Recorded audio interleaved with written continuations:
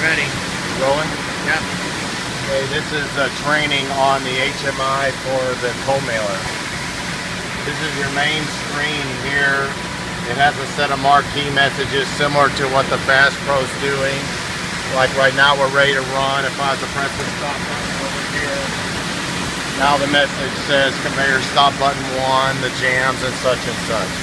You can see that marquee message from any one of the other screens. It shows up through all of them.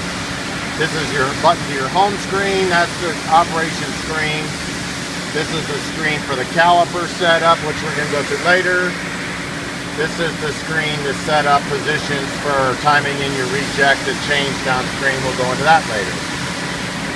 Now we'll stay here.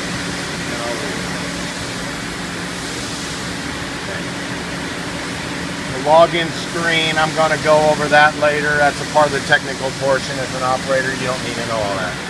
Right now it's showing us that we're currently at lane down. We just changed the lane down speed. That means that one side is down over there and it's going to push the other way.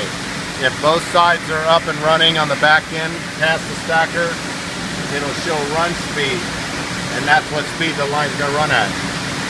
This system also has small bundle speed capability. If the tape shows that they're going to have just a small bundle go to the stacker, maybe 4 or 5 books, you may opt to have the line slow down so that you can, so that the stacker can keep up with the ejects because there's so many in a row. And if there's a lane down and you're in small bundle, you can choose another speed. So right now, when everything's running good, the system setup is running at 18,000 an hour, as you can see. The lane goes down, it's going to run at 13.9 an hour, and if you have small bundles, 13.5 an hour. And if you have a lane down and you're running small bundles, 8,000. Each one of these can be changed by clicking on the respective setting. I can go to 19,000. Oh, there's 16,000 an hour. Now it'll run 16,000 an hour full speed.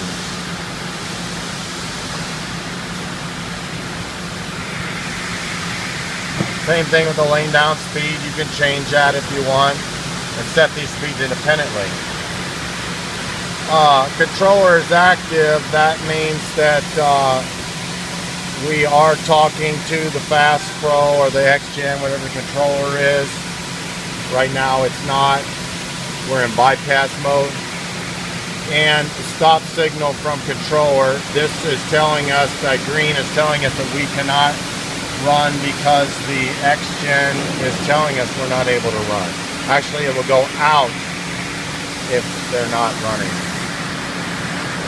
So that's pretty much it for it. Now as the line runs, I'm going to start the line up.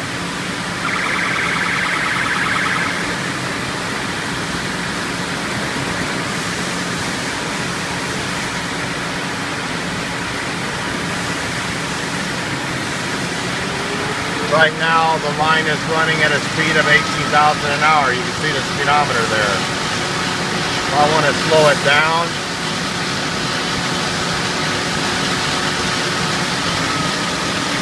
now we're at 15,000 an hour.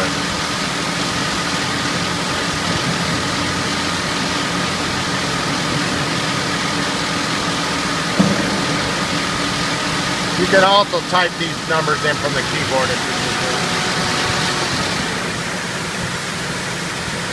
Well, I think that's pretty well self-explanatory how this screen works. Of course, you can also adjust the speed of the conveyor.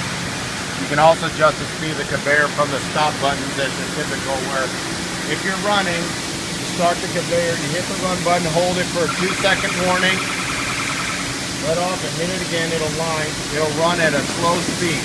Hit it one more time, it'll take off to full speed. Any off station, if you hold the run button and bump the jog each time, it'll slow the conveyor down. Any off station do that. Consequently, if you hold the jog and bump the run, the conveyor will speed up. So you have the option of changing it both from the controller here typing in a value or editing it at any op station. That pretty well concludes the operation of conveyors.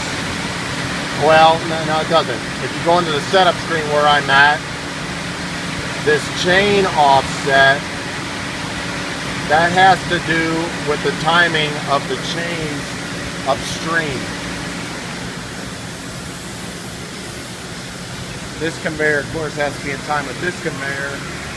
If this is too slow or too fast to lug, you can adjust it at that screen by hitting the advanced retard button, and it will remember that setting automatically, permanently.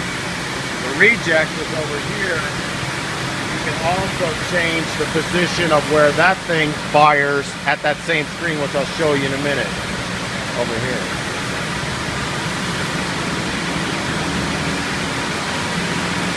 Chain offset, you want to pick it up, move it forward a little bit, you can bump that button or retard. Same thing with the reject position.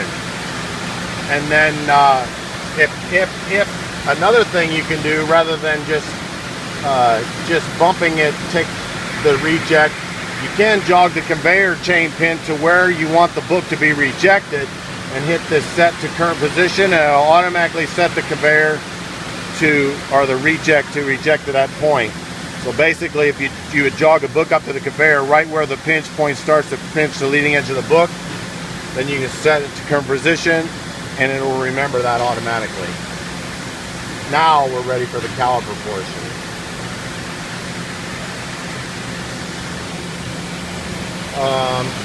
Actually, we probably ought to stop the video and then start again, that we don't get the date.